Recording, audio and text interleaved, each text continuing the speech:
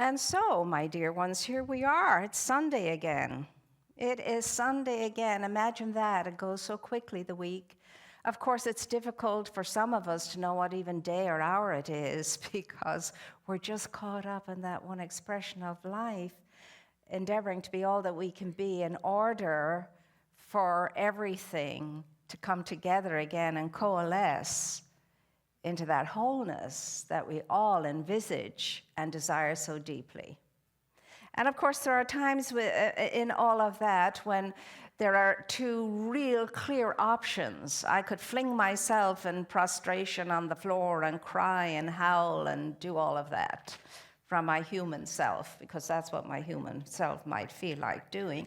Or I can just jolly well get up, stand up straight, shake myself off, roll up my sleeves and say, bring it on. I'm here and I'm ready. I know I signed up for this, so let's get on with it so that we can bring the peace, the healing, whatever good it is that is desired for us to wake up and get some sense and stop banging our heads together and fighting with each other and come together and make it happen.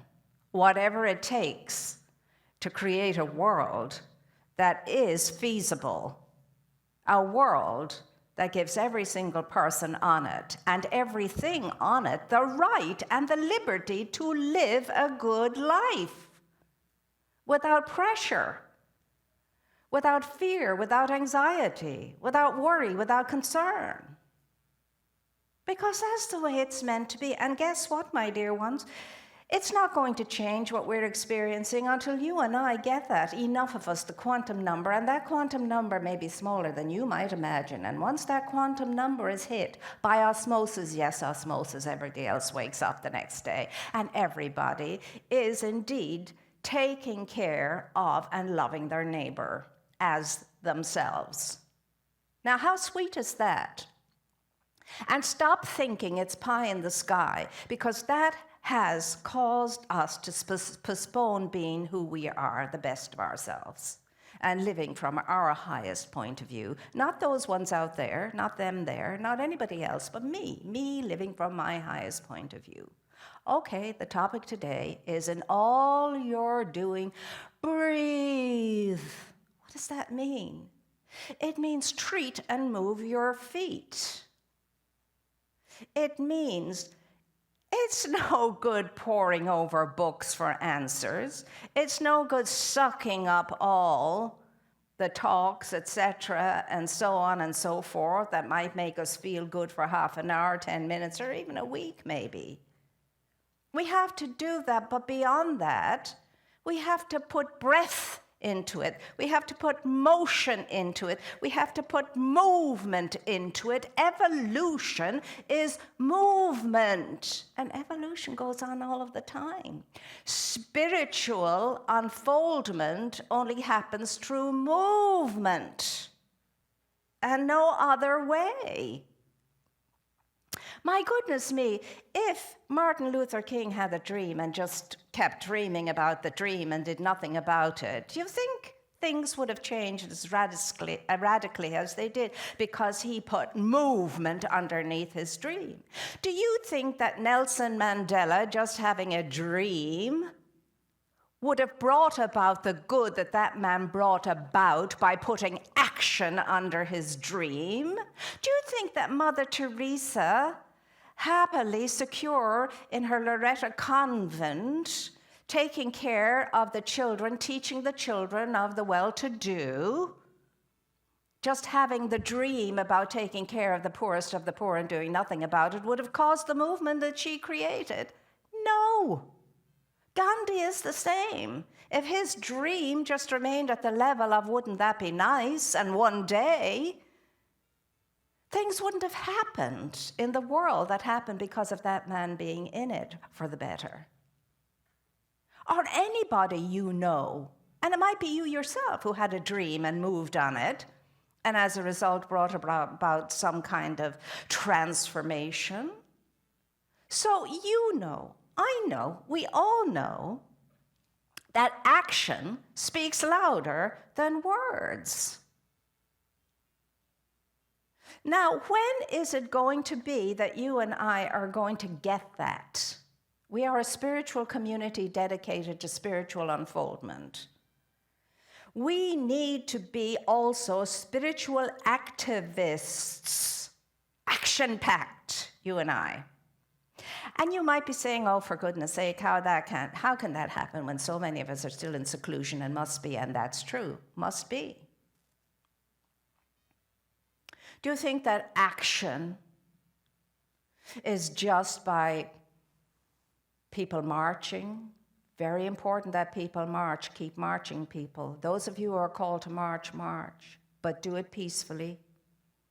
My dream is to see a peaceful march in perfect silence, no one uttering one word, just perfect silence for the whole march.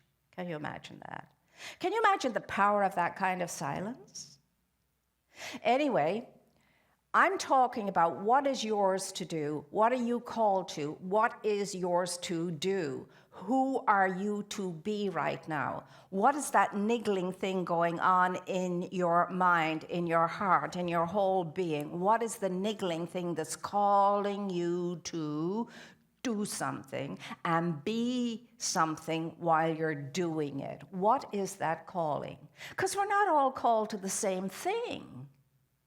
Like people say to me, well, you know, they're so dedicated to animals. I wish they were as dedicated to people as they are to taking care of animals. No, I don't. I'm glad they're dedicated to taking care of the animals. Somebody has to take care of the animals. That's their calling. What are you called to, I say to the people who tell me things like that? What is your calling? How are you showing up in the world, and how are you making a difference? Those people are making an incredible difference to those beautiful animals amongst us. So today I have to say to you and to me, what is your calling? Who are you being in the calling? How are you responding to your calling? Because there's some calling going on within you and within me. I woke up this morning, it's not uncommon, but just before 3 o'clock, I just shot up out of the bed, and there was a warmth. I wasn't sweating, but I was warm. There was a vibration of warmth going through me, and all these pictures and ideas were flowing through my mind. In the dark, I grabbed a pen, I grabbed a pencil, and these were the notes for today, and I wrote on the back of one, which I can hardly read now, a little bit of what I remembered, and then I fell back on the pillow and went fast asleep again. And then when I woke up this morning, I said, oh, darn it. I didn't remember anything like all of it, but here's what some of it is if I can read it. I'm happy to share it with you because it's a universal calling.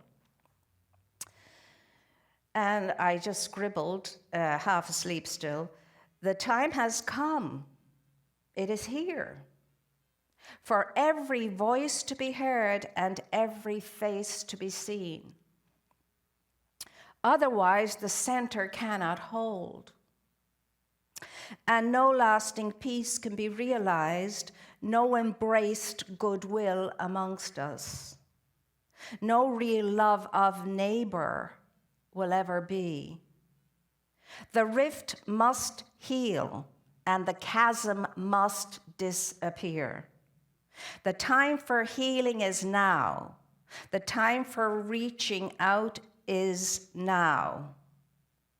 It is imperative that we all yield to our inner natures and respond to this call, and the recognition of our unseen, intense desire that we may be one, that we may be one. Leading from a love mind that's strong and a heart that is true. We cannot but proceed along the path of the divine design and along the way of divine love. And that's all I got. And then I conked out again. Darn it. So I share that with you, for what it means to you is what it's going to mean to you. I know what it means to me. But what it's meaning to me is, my goodness, we can't be lollygagging. We can't be waiting for something to happen. We have to make the something happen ourselves. And no government is going to do it. No outer group is going to do it. It's you. It's me. Let's face it. We're the ones. Yeah. Ordinary, everyday people. We're the ones. Why? Because we are the people. We are the people. Governments are our employees. They're supposed to represent all of us. Their support must be for the needs of all of us. No favorites. All of us. That's what governments are supposed to do in democracies and republics and advanced societies. Take care of the needs of all the people. Look around us, dear hearts. My goodness me, so many of us are in desperate need. Rachel's children are forever crying out to be taken care of. Now, whatever is in your purview, whatever is around you where you see a need that needs to be taken care of, that you can help and you can support, well, that's your calling. You don't have to leave your house. You can be the young who dream the dream. You can be the elders who have the visions. You can know how it's going to be, and you can vibe that energy out into all of life, and it will transform, and it will change for the better, things that need to change for the better. Yes, you. No one else. Don't worry about what anybody else is doing. That's going to just waste your time and upset you. Take care of what you're doing. Feel the sovereignty that is within you. Let the sovereignty within you, let the power, let the light, let the radiance, let the intelligence, let the guidance out. Stop playing small. Stop living in the box of ignorance and darkness and loneliness and depression and anxiety and fear. Break out of the box. How has it served you until now? It hasn't. It has depleted you. It has stolen away from you your true ability, your true awareness of yourself as a sovereign being. That's what all of that does. Stop it, I tell you. Snap out of it, I say. Now, I'm only saying to you what I say to myself all the time, lots of times. Snap out of it. Stop it. I'm just sharing with you what I do, that's all. I'm no different to you are. I have the same challenges as everybody else has on this planet. I go through the doldrums just like everybody else. But let me tell you, when I find myself in the doldrums, I'm pedaling like mad to get out of them. I'm not lingering there. I'm not pitching any tent there. I want to get out of those places as soon as possible. I get my giddy up and out I go, because I know what that entails, and I don't like it. So, breathe into your life. Put that power of the breath of the spirit of life that is living, moving, and having its being with you. You are the place where God is. You are the place where God shows up. You are its living, breathing being, and now is the time for you to be all that you can be. Put pep into it, sing it, whatever it is, dance it, whatever it is that moves you. But move, for God's sake, move the energy that you are, for it is a phenomenal energy, and it does not like being immobile. And you know that when you're immobile in mind and you get cloggy, when you're immobile in body and you get stiff. You gotta get up and move. And whatever that takes, and I don't know what that takes for you, find it, discover it. It's there.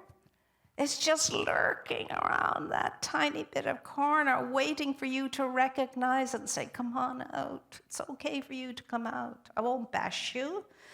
I won't send you away. I want to know you. I want to feel you. I want that sense of the moreness of myself. For I know all about the littleness of myself. I know all about the smallness of myself. So I want to know the moreness. Moreness, come.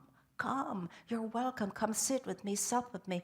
Stay in my presence. Be my company. Right now, more than ever before, I'm open and ready to receive you. Open and ready to receive you. See, are you open and ready to receive your true self? Because if you're not, it's no wonder why we can't be open and receptive to receive each other, you know. We were reminded by Veronica today that is Pride Month, you know. And I am so just focused on the one that it's hard for me to differentiate us as groups anymore, but the groups still exist, unfortunately. Why we have the need for any of this is so beyond me now. But my goodness me, I am so very proud of our Pride members here in this community. They are the salt of the earth.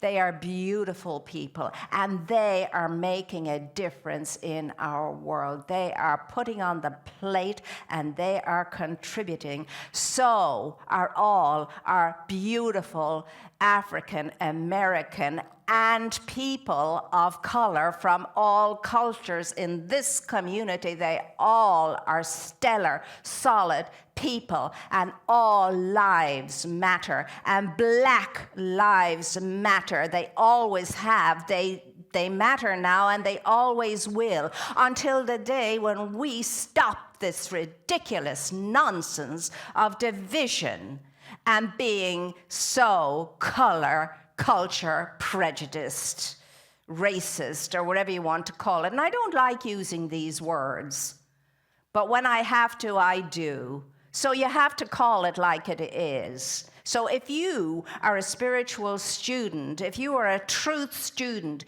if you are a religious person, if you espouse a religion, if you espouse spirituality, you dare not be part of the haters, of the racists. You dare not be part of the bigots.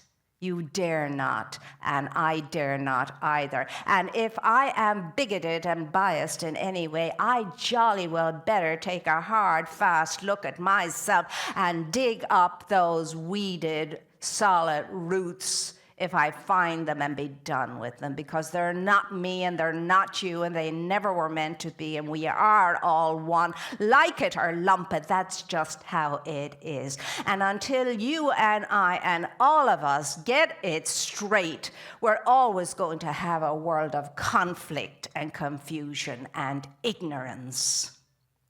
Is that a world you want to raise your children in, I ask you? I don't think so. I don't think so. So get it together, Moira and everybody out there, and let's do what we can do so more awesomely and powerfully together. It's not enough to be in this together. We have to be in this together as one. As one whole, one complete energy, pushing back the boundary of hate and fear and ignorance. Are you on for it? It's just another Sunday, but I don't know. I'm on for it if you're on for it, but I can't do a darn thing on my own. Very little. Teensy maybe tad. But very little on my own. But my goodness, can you imagine what it would be like if we were all together in this one awesome, powerful energy, getting our spirit on and showing up as spirit in a world that works for everybody. And you and I embracing that world that works for everybody in our minds to begin with, having the dream, having the vision, because everybody who has ever made a difference had a dream. Everybody who has ever made a difference has had a vision. And then, open and receptive to the guidance of the one, they put the oomph under it and they did what it took. Can you? Can I? Is the question. Well, I believe we can, but together as one, but only together as one is the operative word. Written in my office, there's a saying by St. Francis of Assisi, and he says, do what is necessary. Then you'll find you are doing what is possible. And then you will find you are doing the impossible. Now, I want to complete this sharing with you today by reading you something from somebody you'll recognize when I mention that somebody's name. And it's from this book by Hayden, spelled with P-H-A-I-D-O-N, Words to Change the World. And on the back it says, when the history of our times is written, will we be remembered as the generation that turned our backs in a moment of global crisis, or will it be recorded that we did the right thing? Nelson Mandela. He could be speaking those words to you. He could be speaking those words to me today. You see how long it takes for progress, evolution, transformation to occur? Why is that? It's because you and I don't understand that the evolution and the transformation we're talking about first must happen here with you and with me. And then when I have succeeded to some great extent in this regard, I'm ready then to go into the world and support others to do likewise, and so are you. So I will leave you with the understanding that you are a point of power, light, energy, through which the infinite in all of its fullness, its power and its magnificence shines through if you allow it and open the portal to release it. That's your power. That's who you are. That's your strength. And I honor it and namaste it right now. So have a fantastic rest of this day. Enjoy this Sunday. Celebrate yourself as the power and the presence of Spirit on this plane. Light a candle today in honor of the power and the presence of Spirit within you today.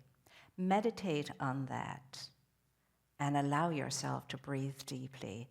And let me tell you, you may surprise yourself. And there you have it for today. And so now we're going to have Reverend Catherine. She's going to come and share a little something with us. We do receive messages from our members and friends, and this is a short one.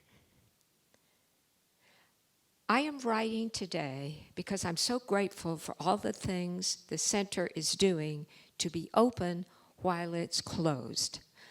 I look forward to conversations and chat, as well as hearing the messages that keep me on track.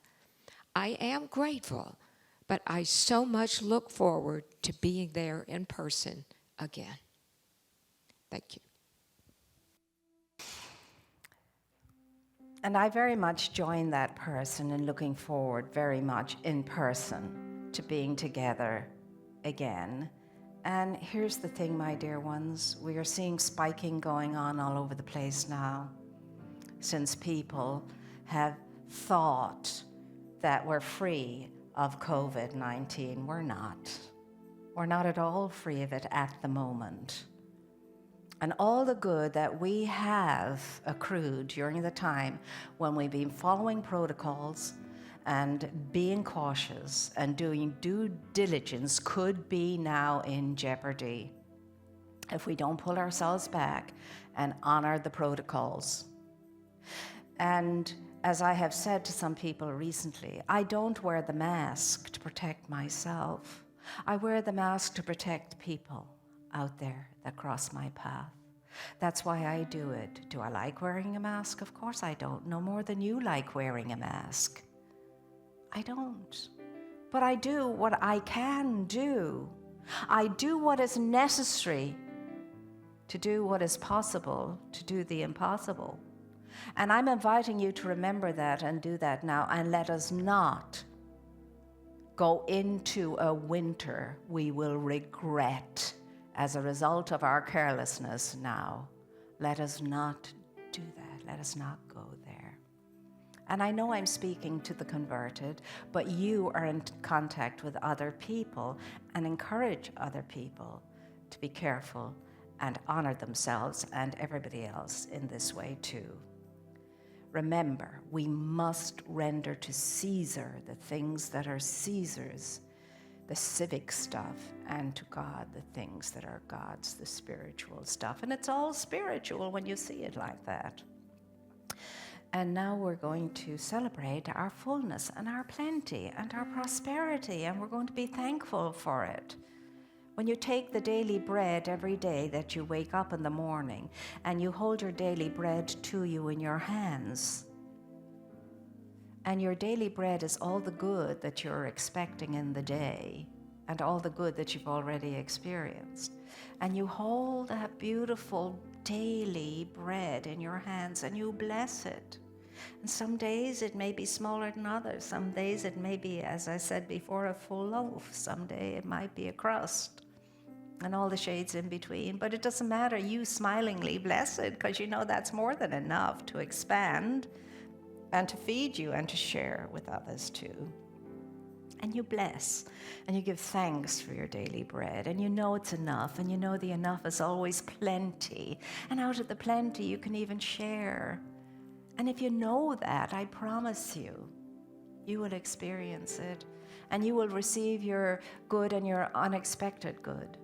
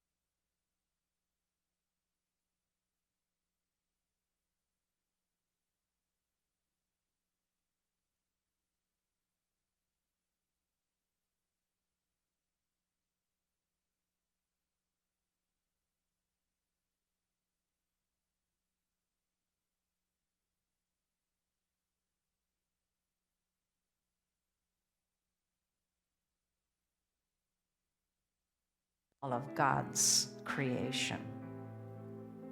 Good and only good, life and only life, light and only light. And to my family and to my friends in Ireland, I just say, Dia Ismiriyev. That's from Isla and Ryan, my grand niece and nephew. Take care of yourselves, honor yourselves, love yourselves, and remember, God dwells in you as you, and in every person likewise. Until we meet again, stay tuned in. Lots going on. I love to be in your company virtually until we can be together in physicality again. Know you're loved. Know you're prayed up. You really are prayed up, and you're cherished. And we just know that everyone is doing well. That's our focus all the time. We're here to serve you as best we can, however we can. So keep connected, stay connected. Please do. It's important that we feel we're together in this as one. So it is. Now we're going to have our peace song.